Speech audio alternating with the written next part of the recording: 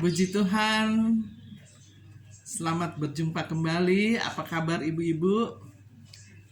Kita bersyukur kalau kita boleh ada sebagaimana kita ada, dan kita ada dengan tubuh yang sehat. Semua karena kemurahan dan anugerah Tuhan. Ya ibu-ibu, di tengah-tengah pandemi COVID-19 ini, kalau kita boleh ada, boleh sehat, itu semua karena kemurahan dan kasih setia Tuhan, berkat di dalam kehidupan saudara dan saya.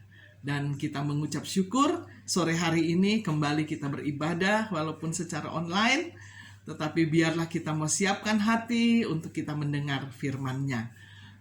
Puji Tuhan, mari kita saudara, sebelum itu saya rindu untuk kita berdoa, sekalipun tadi juga saya sudah berdoa, tetapi mari kita berdoa bersama-sama. Bapa di surga, Bapa yang kami sembah dalam nama Tuhan Yesus Kristus, Engkau Allah yang hidup dan berkuasa, dan saat ini Tuhan kembali kami hendak mendengar suara firman-Mu. Biarlah urapan kuasa Roh Kudus mengalir, sehingga bukan lagi kami tetapi Engkau sendiri yang berbicara, sehingga kami boleh mengerti apa yang Engkau kehendaki di dalam hidup ini. Bagi kami semua anak-anak-Mu ya Tuhan. Terima kasih Tuhan Yesus. Terpujilah Engkau, kami sambut firman-Mu. Dalam nama Tuhan Yesus Kristus. Haleluya. Amin. Puji Tuhan.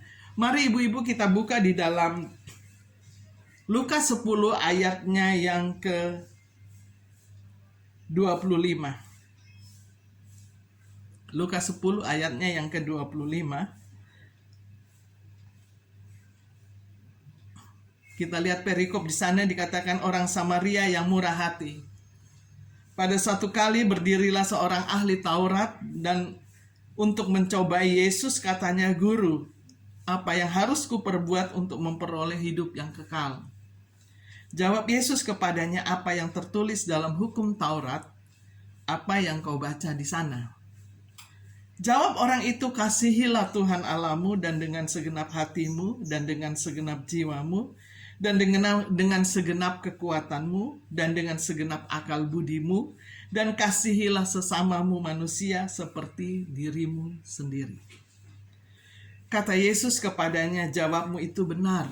Perbuatlah demikian, maka engkau akan hidup." Tetapi untuk membenarkan dirinya, orang itu berkata kepada Yesus, "Dan siapakah sesamamu manusia?"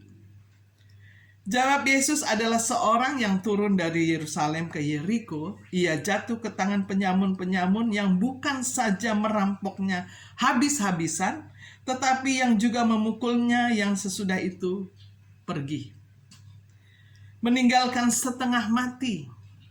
Kebetulan ada seorang imam turun melalui jalan itu. Ia melihat orang itu, tetapi ia melewatinya. Dari seberang jalan, demikian juga seorang Lewi dari tempat itu, ketika ia melihat orang itu, ia melewatinya dari seberang jalan. Lalu datang seorang Samaria yang sedang dalam perjalanan ke tempat itu. Dan ketika ia melihat orang itu, tergeraklah hatinya oleh belas kasihan. Ia pergi kepadanya lalu membalut luka-lukanya. Sesudah ia menyiraminya dengan minyak dan anggur, kemudian ia menaikkan orang itu ke atas keledai. Tunggangannya sendiri lalu membawanya ke tempat penginapan dan merawatnya. Keesokan harinya ia menyerahkan 2 dinar kepada pemilik penginapan itu. Katanya, "Rawatlah dia, dan jika kau belanjakan lebih dari itu, aku akan menggantinya waktu aku kembali." Siapakah di antara ketiga orang ini menurut pendapatmu adalah sesama manusia dari orang yang jatuh ke tangan penyamun itu? Jawab orang itu, "Orang yang telah menunjukkan belas kasihan kepadanya." Kata Yesus kepadanya, "Pergilah dan perbuatlah itu demikian." Puji Tuhan. Saudara yang terkasih di dalam Tuhan kita Yesus Kristus, firman Tuhan ini saya mau beri judul belas kasihan. Ya. Di mana kita tahu bahwa ini ahli-ahli Taurat dan orang Farisi datang kepada Yesus dan bertanya, "Guru, apa yang harus kami perbuat? Atau apa yang harus saya perbuat untuk memperoleh hidup yang kekal. Tuhan Yesus katakan, apa yang tertulis di dalam hukum Taurat? Lalu orang Farisi dan ahli Taurat itu berkata, kasihilah sesamamu, kasihilah Tuhan Allahmu dengan segenap hati, dengan segenap jiwamu, dengan segenap kekuatanmu, dan dengan segenap akal budimu. Dan kasihilah sesamamu manusia seperti dirimu sendiri. Kata Yesus itu benar. Perbuatlah demikian. Tuhan Yesus bilang kepada orang Farisi itu, benar, perbuatlah demikian. Maka engkau akan hidup. Jadi untuk masuk di dalam kehidupan yang kekal adalah satu syarat. Mengasihi Tuhan dengan segenap hati, segenap jiwa, segenap kekuatan, dengan segenap akal budi. Dan juga syaratnya lagi, mengasihi sesamamu manusia. Ini syarat agar Tuhan Yesus katakan agar kamu hidup. Tetapi pertanyaannya yang kemudian, sesamaku manusia itu maksudnya apa? Ini ada salah satu dialog yang disampaikan oleh orang Farisi dan ahli Taurat kepada Yesus. Lalu Yesus memberikan perumpamaan. Dikatakan bahwa adalah seorang yang turun dari Yerusalem ke Yeriko. Ia jatuh ke tangan penyamun yang bukan saja merampok habis-habisan, tetapi yang juga memukulnya, yang sesudah itu pergi dan meninggalkannya. Jadi ini orang yang datang dari Yerusalem mau pergi ke Yeriko, tetapi apa yang terjadi di dalam perjalanan itu, dia mengalami perampokan dan mungkin dipukul sama orang-orang, sama penyamun-penyamun itu, sehingga dia terluka-luka ya. Mungkin ada banyak yang terjadi akibat pemukulan di dalam dirinya. Lalu firman Tuhan ini dikatakan di sana ada orang yang lewat, ya, imam-imam lewat dari seberang jalan dan melihat orang yang terluka itu, tetapi dia tidak memperhatikannya. Imam-imam itu bisa berbicara tentang pemimpin, orang-orang yang berpengaruh, bisa juga hamba-hamba Tuhan. Bahkan juga di sini dikatakan orang-orang Lewi, pelayan-pelayan Tuhan, hamba-hamba Tuhan. Mereka melihat tetapi mereka tidak peduli. Mereka lihat tetapi mereka tidak action. Hanya lewat saja. Lalu datang seorang Samaria. Saudara, orang Samaria ini lalu dia katakan apa? Dia kemudian datang dan membalut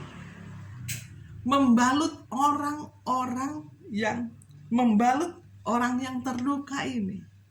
Lalu dia bawa ke penginapan dan dia merawatnya. Luka-luka itu dikasih obat ya, disiram air anggur, diminyakin, lalu dia titip kepada yang punya penginapan itu, tolong orang ini dirawat. Jika mungkin ada pengeluaran yang lebih ya, karena orang Samaria ini memberi 2 dinar kepada pemilik penginapan untuk merawat orang ini, ya. Dan dikatakan kalau ada lebih pengeluarannya, tolong dikasih tahu kepada dia dan dia akan membayarnya. Orang Samaria ini, saudara, kalau kita lihat sejarah, dikatakan dia adalah orang yang sombong. Dia adalah orang yang congkak. Dan bahkan dikatakan, kalau saya pelajari di Yehezkiel, itu dikatakan dia adalah orang yang juga keji. Karena dia tidak bergaul dengan orang-orang Yahudi. Ya. sekalipun dia adalah bagian daripada orang Yahudi karena akibat perkawinan, tetapi dia tidak diakui oleh orang Yahudi. Ya. Nah, di sini gambarannya bagaimana kasih itu tidak melihat kepada siapa. Kalau engkau memiliki hati yang mengasihi, saudara, karena kasih itu bagian daripada karakter Kristus. Dan kasih itulah juga memiliki belas kasihan. Dan orang ini memiliki hati yang penuh dengan belas kasihan ketika dia melihat orang-orang yang sakit itu. Apa sih itu belas kasihan, saudara? Belas kasihan kalau kita belajar bahwa di dalam bahasa Yunani itu dikatakan eleo, atau bahasa Inggrisnya dibilang mercy, atau rahmat, atau talenta, atau kemampuan, atau kuasa yang diberikan Allah kepada seseorang. Jadi tidak semua ternyata orang memiliki karunia belas kasihan. Sebagaimana contoh tadi ya, sekalipun dia pelayan, sekalipun dia mengerti firman, tetapi dia tidak semua memiliki hati yang empati atau hati yang mengasihi ketika melihat orang-orang yang sakit. Nah, orang yang memiliki belas kasihan itu dia peduli. Dia peduli ketika melihat orang yang sakit, ketika melihat orang yang menderita, ketika melihat orang yang terluka, dia ingin masuk di dalamnya, artinya dia ingin menolong. Ya. Nah. Dan karunia ini diberikan kepada seseorang yang diberikan oleh Allah sendiri. Ya. Sehingga orang yang memiliki belas kasihan itu memiliki tingkat kepekaan di atas rata-rata orang lain. Nah, inilah yang terjadi di dalam hati orang Samaria ini. Yang notabene dia dikatakan orang yang tidak bergaul dengan orang Yahudi. Yang mungkin dia tidak mengerti akan firman Allah. Tetapi di sini Yesus memberi perumpamaan, ya, bagaimana orang ini memiliki hati yang penuh dengan belas kasihan, sehingga ketika dia melihat orang yang terluka, dia mau menolong, dia mau berkorban. Kembali kita lihat di dalam ayat yang ke-33, masih di dalam Lukas 10. Lalu datanglah orang Samaria yang sedang dalam perjalanan ke tempat itu, dan ketika ia melihat orang itu, tergeraklah hatinya oleh belas kasihan. Saudara, mari kita belajar. Mungkin kita tidak berbicara satu dengan yang lain. Kalau kita lihat orang mungkin bukan dia cemberut, atau dia mungkin diam atau apa, mari kita sapa dia. Ya. Atau kalau mungkin tidak berbicara, mari kita doakan. Ada orang-orang mungkin yang merasa susah dalam kondisi keadaan yang apalagi yang terjadi sekarang ini, ya. Banyak orang yang mungkin menderita, ada yang terluka atau apapun itu. Mari kita mungkin tidak bisa memberi secara materi, atau kita berdoa, ya. Jangan kita menghakimi, saudara. Tetapi mari kita berdoa buat orang ini, supaya Tuhan menolong, supaya Tuhan memberkati, supaya Tuhan membuka jalan. Kalau ada mungkin orang yang sedang tertutup jalan di dalam usahanya, kita berdoa supaya Tuhan buka jalan. Dan inilah ciri orang yang memiliki belas kasihan. Kita lihat dibandingkan di dalam Lukas 11 ayatnya yang ke-42. Lukas 11 ayatnya yang ke-42. Mari kita lihat di dalam Lukas 11 ayatnya yang Tetapi celakalah kamu, hai orang-orang Farisi, sebab kamu membayar persepuluhan dari selasih, inggu, dan sejenis sayuran. Tetapi kamu mengabaikan keadilan dan kasih Allah. Yang satu harus dilakukan dan yang lain jangan diabaikan. Mungkin dari sekian banyak firman Tuhan kita sudah setia, ya. Di dalam perpuluhan mungkin kita sudah setia. Tetapi mungkin di hal-hal yang lain kita belum setia. Sebab itu firman Tuhan Allah ini katakan, tetapi kamu mengabaikan keadilan dan kasih Allah. Nggak adil. Ya. Adil itu bukan berarti dikasih satu, si A dikasih satu, si B dikasih satu. Adil. Itu memang adil. Tetapi adil yang sebenarnya itu ketika orang membutuhkan, ada orang membutuhkan satu dan engkau berikan, kemudian ada orang membutuhkan setengah dan dia merasa cukup dan engkau memberikan dan dia merasa cukup dengan itu, adil. Ya. Bukan tentang nilai, bukan tentang jumlahnya, tetapi bagaimana engkau dapat memenuhi kebutuhan yang diperlukan bagi seseorang.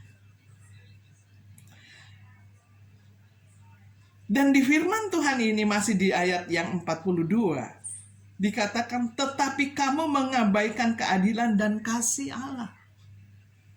Di sisi lain kamu baik, tapi di sisi lain kamu tidak melakukan kebaikan.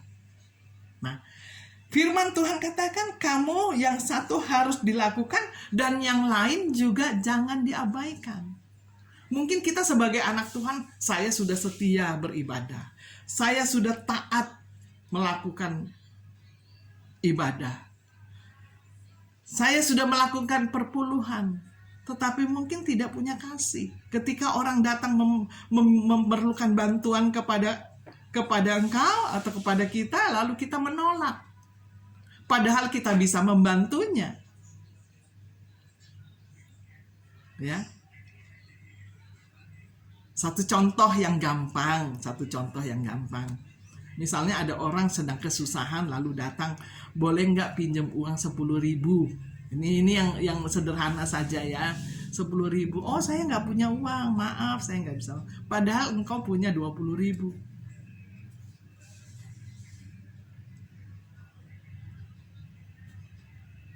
Atau engkau punya 10.000, mau dipinjam 10.000, bingung ya saudara, mau kasih atau enggak. Tetapi kalau engkau memberi, apakah engkau akan kekurangan? Tidak, saudara. Saya banyak kali menikmati kesaksian ini. Ketika saya melihat orang yang memerlukan, yang ada di dompet saya, yang ada itu-itunya, saya berikan semua. Dan Tuhan membalas berlipat-lipat kali ganda. Dan itu saya buktikan. Saya kira kita semua pernah mengalami. Kalau kita mau melakukan itu, taat kepada firman. Firman Tuhan katakan, beri maka engkau diberi. Mungkin kita tidak bisa memberi dengan materi, tapi kita memberi hati kita, memberi telinga kita untuk mendengar. Lalu kita beri support. Jangan takut, sebab Tuhan menyertai engkau. Janganlah bimbang, sebab aku ini Allah. Aku yang akan menyertai. Itu adalah support di mana firman Tuhan datang. Ketika orang yang lemah, ketika orang yang terluka, kita memberikan bagian itu. Untuk apa? Membangkitkan imannya, saudara. Karena orang yang terluka, orang yang lemah itu imannya lemah. Inilah yang dilakukan oleh orang Samaria itu. Yang notabene ini orang nggak diperhitungkan ya, karena dibilang orang ini nggak bergaul dengan orang Yahudi.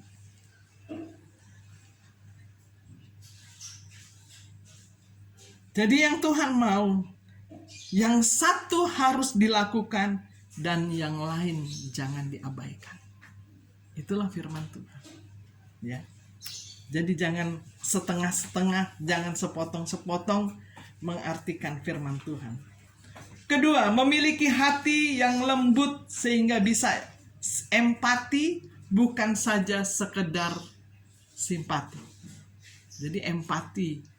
Kita merasakan ketika orang terluka, kita juga merasakan seperti itu. Ketika orang sakit, ya teman-teman lagi sakit, kita merasakan, aduh, kita juga merasa sakit. Artinya, kita pun turut ambil bagian di dalam penderitaannya.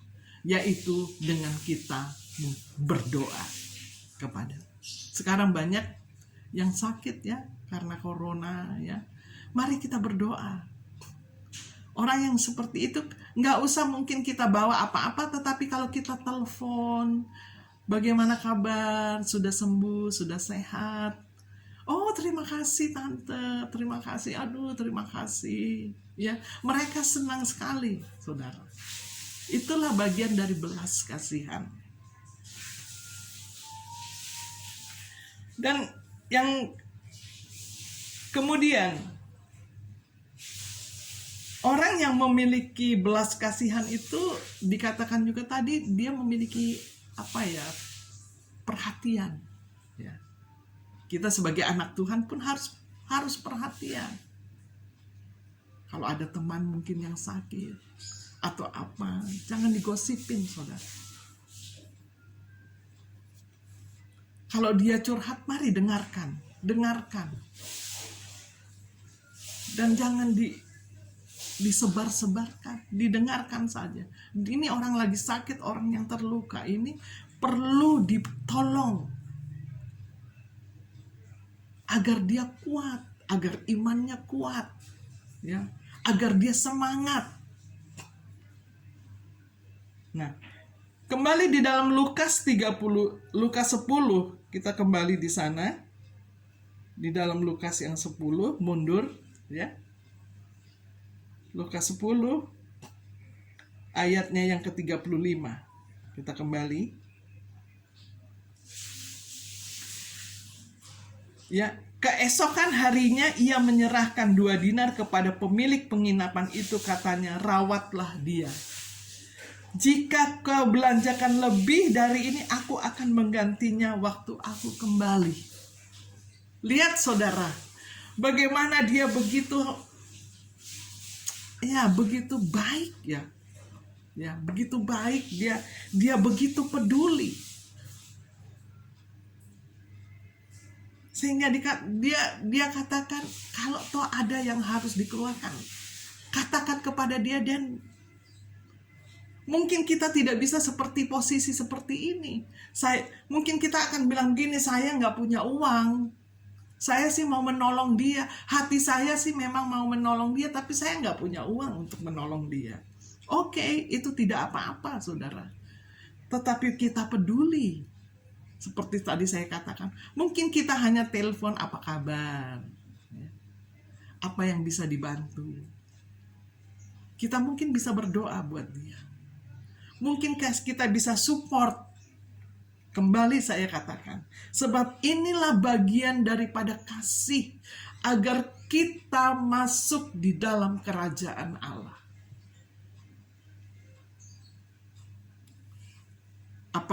Apalah artinya kita memiliki seantero dunia ini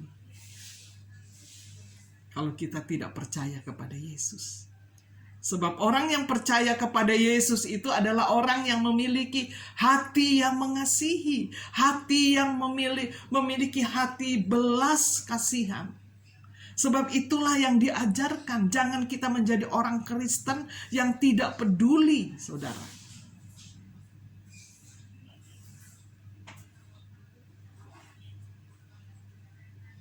Jangan kita bilang, oh kita ini Kristen, lahir dari lahir kita ini anak Tuhan. Tetapi cara hidup kita nggak seperti anak Tuhan. Oh dia itu pelayan, dia anak Tuhan, tapi kok hidupnya seperti itu ya. Itu yang kita harus tolong. Ada apa dengan ini?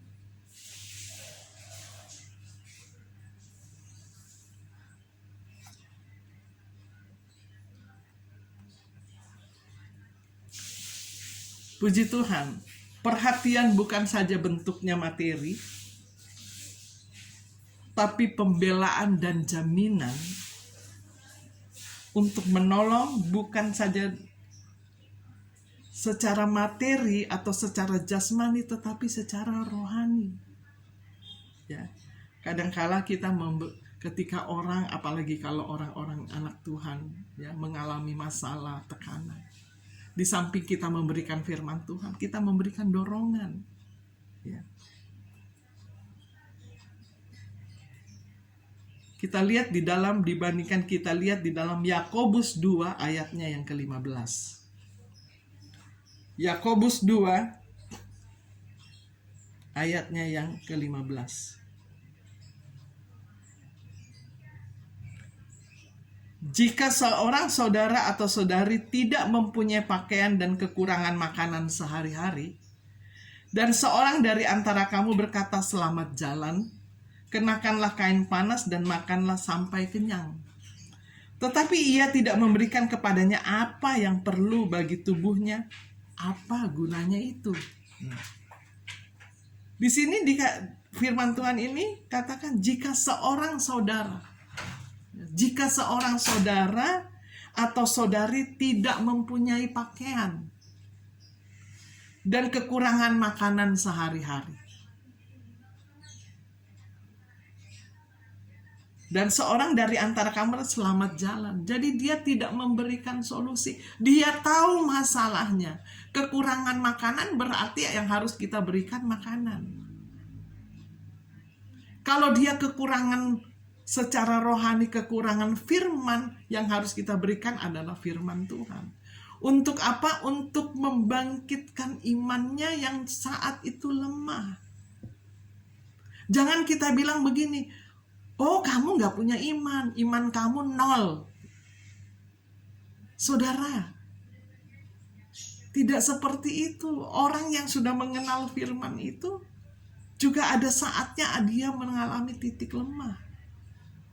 Kita harus perlu bantu dia. Bukan saja secara jasmani, tetapi secara rohani kita bantu dia. Kita support dia. Bahwa kita akan katakan percayalah kepada Tuhan, maka Tuhanlah yang akan memelihara engkau. Percayalah kepada Tuhan, maka Tuhanlah yang akan bertindak menolong engkau. Ini orang lagi dalam keadaan lemah. Sebab itu, ini dikatakan jika seorang saudara atau saudari tak mempunyai pakaian, kekurangan makanan sehari-hari, sudah tahu persoalannya, dia cuma bilang selamat jalan ya, ya udah, tenang-tenang aja. Ini dia lapar, saudara, perlu makanan, baik makanan rohani, baik makanan jasmani. Makanan rohani adalah firman dan Roh Kudus. Makanan jasmani ada makanan yang perlu untuk dimasukkan di dalam tubuh ini. Jadi makanan rohani dan jasmani itu perlu kita berikan bagi orang-orang yang terluka. Karena itulah bagian daripada belas kasihan. Puji Tuhan. Mari kita lihat di dalam Amsal 21 ayatnya yang ke-16. Amsal 21 ayatnya yang ke-16.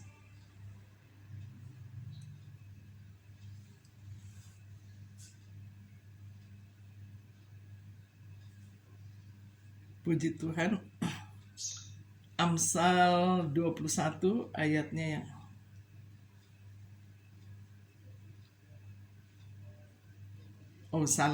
maaf, Amsal 28. Amsal 28 ayatnya yang ke-8. Orang yang memperbanyak hartanya dengan riba dan bunga uang, mengumpulkan itu untuk orang-orang yang mempunyai belas kasihan kepada orang-orang lemah. Jadi orang yang punya banyak hartanya, ya, dia mungkin dikembangkan sehingga keuntungan itu dia berikan kepada orang-orang yang membutuhkan, kepada orang-orang yang lemah, ya. Mungkin dia berikan ke panti-panti asuhan, atau orang-orang memang yang tidak mampu, yang membutuhkan untuk dia berikan. Ini adalah bagian daripada orang yang memiliki belas kasihan, ya. Kemudian di dalam Mazmur 112 ayat yang kelima, kita lihat di sana. Mazmur 112 ayatnya yang kelima. Mujur orang yang menaruh belas kasihan dan yang memberi pinjaman, yang melakukan urusannya dengan sewajarnya. Jadi benar, orang yang bisa membantu orang lain di saat susah. Di sini dikatakan mujur. Jadi kalau kita menolong orang dengan tulus hati, maka dikatakan dia adalah orang yang menaruh belas kasihan. Jadi mujur, artinya berkat yang dia berikan dengan menolong orang itu, Tuhan akan membalasnya. Tuhan yang akan memberkatinya, saudara. Sebab orang yang menaruh belas kasihan itu dia nggak mikir-mikir, ya. Dia hanya karena hatinya mau menolong, lalu dia beri. Firman Tuhan ini katakan orang yang seperti itu, yang memiliki belas kasihan, dia akan mendapatkan kemujuran atau keberuntungan yang datang dari Allah. Mari kita memiliki hati yang penuh dengan belas kasihan, memiliki empati, agar kita memperdulikan atau peduli kepada orang lain. Puji Tuhan. Di dalam di dalam Matius 20, kita lihat di sana, Matius 20. Matius 20 ayatnya yang ke-24. Mendengar itu, marahlah ke-10 murid yang lain kepada kedua saudara itu. Tetapi Yesus memanggil mereka lalu berkata, kamu tahu bahwa pemerintah bangsa-bangsa, pemerintah rakyatnya dengan tangan besi, dan pembesar-pembesar menjalankan kuasanya dengan keras atas mereka. Tidaklah demikian di antara kamu, barang siapa ingin menjadi besar di antara kamu, hendaklah ia menjadi pelayanmu. Dan barang siapa ingin menjadi terkemuka di antara kamu, hendaklah ia menjadi hambamu. Jadi saudara, kalau kita memiliki hati yang penuh dengan belas kasihan, hendaklah kita menjadi orang yang selalu merendahkan diri, bahwa kita merasa kita tidak ada apa-apanya. Kita bukan orang yang hebat, kita bukan orang yang pintar, kita bukan orang yang mempunyai segalanya. Tetapi inilah yang Tuhan mau. Kalau kita mengerti bahwa kita mau menjadi besar di mata Allah, ketika kita memiliki hati yang penuh dengan belas kasihan. Puji Tuhan, Roma 9 ayatnya yang ke-18.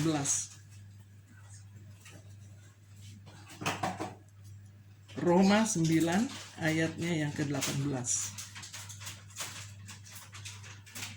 Jadi siapa menaruh belas kasihan kepada siapa yang dikehendakinya, dan ia menegarkan hati siapa yang dikehendakinya. Sekarang kamu akan berkata kepadaku, jika demikian apalagi yang masih disalahkannya, sebab siapa yang menentang kehendaknya? Siapakah kamu, hai manusia, maka kamu membantah Allah? Dapatkah yang dibentuk berkata kepada yang membentuknya, mengapakah engkau membentuk aku demikian? Apakah tukang periuk tidak mempunyai hak atas tanah liatnya untuk membuat dari gumpal yang sama suatu benda untuk dipakai guna tujuan yang mulia, dan suatu benda yang lain dipakai guna tujuan yang biasa?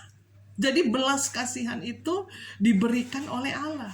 Dan siapa yang Tuhan mau berikan, itu adalah kehendak daripada Allah. Ya. Karena di sini dikatakan tidak semua orang memiliki belas kasihan, sebab belas kasihan itu adalah karunia yang diberikan Allah kepada seseorang.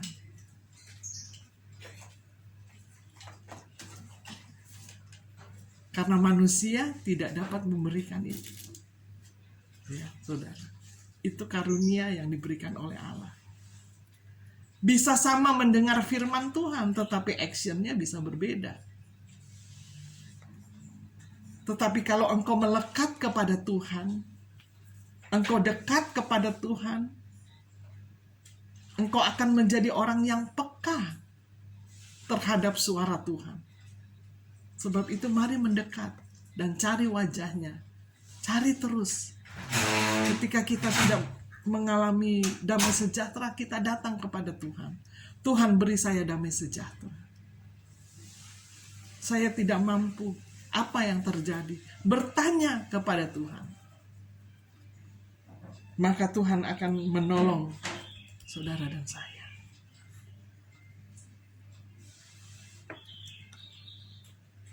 Sebagaimana di sini dikatakan bahwa siapa kamu, hai manusia, maka kamu membantah Allah.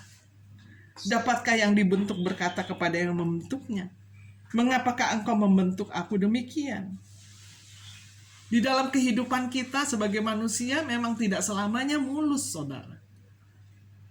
Tetapi kita jangan menyalahkan Tuhan. Sebab Tuhan itu selalu mau membawa kita kepada kehidupan yang lebih baik. Dari yang baik dan terus menuju kebaikan. Agar pada akhirnya, saudara,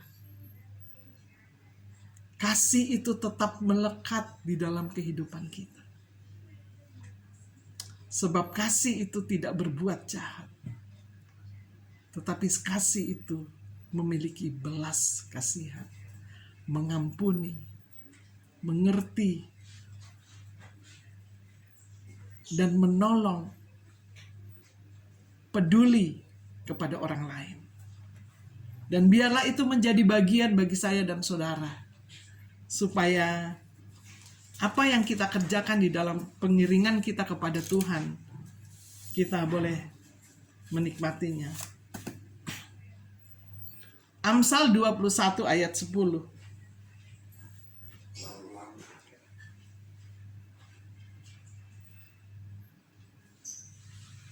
Amsal 21 ayat 10.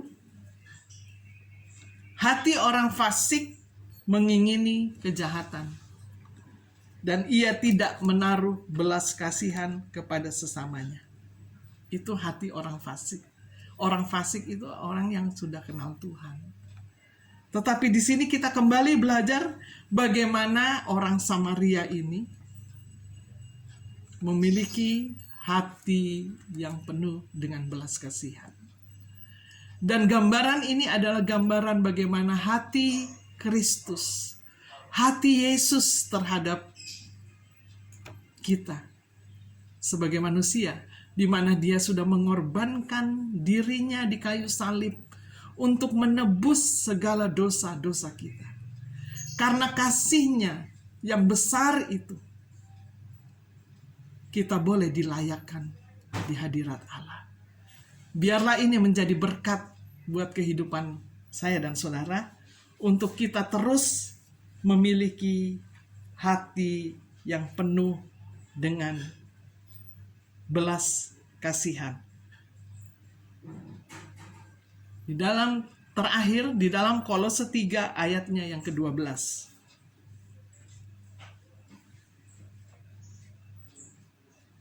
Kolose 3 ayatnya yang ke-12. Karena itu sebagai orang-orang pilihan Allah yang dikuduskan dan dikasihinya, kenakanlah belas kasihan, kemurahan, kerendahan hati, kelemah lembutan, dan kesabaran. Sabarlah kamu seorang terhadap yang lain, dan ampunilah seorang akan yang lain. Apabila yang seorang menaruh dendam terhadap yang lain, sama seperti Tuhan telah mengampuni kamu, kamu perbuat jugalah demikian. Dan di atas semuanya itu, kenakanlah kasih sebagai pengikat yang mempersatukan dan yang menyempurnakan. Puji Tuhan, biarlah firman Tuhan ini boleh menjadi berkat buat kita semua, agar kita memiliki hati yang mengasihi, hati yang penuh dengan belas kasihan, agar kita memiliki hidup yang kekal. Puji Tuhan, Tuhan memberkati. Haleluya, amin. Dan kita berdoa. Kami bersyukur kepadamu Bapa. Sungguh ajaib firman-Mu ya Tuhan, di mana Engkau selalu mengajar kepada kami, agar kami memiliki hati yang penuh dengan belas kasihan. Sebab kami tahu di dalam kehidupan ini ada banyak hal kami lewati, tetapi biarlah firman dan Roh Kudus senantiasa mengajar kami untuk kami hidup di dalam kasih Allah dan berbelas kasihan satu dengan yang lain. Berkati firman-Mu ini Tuhan, biar ini tertanam di dalam hati kami, dan biarlah ini dapat kami lakukan di dalam kehidupan kami, sehingga nama Tuhan dipuji, nama Tuhan dipermuliakan. Terima kasih Bapa. Kami bersyukur buat firman-Mu pada sore hari ini. Dalam nama Tuhan Yesus Kristus. Haleluya. Amin.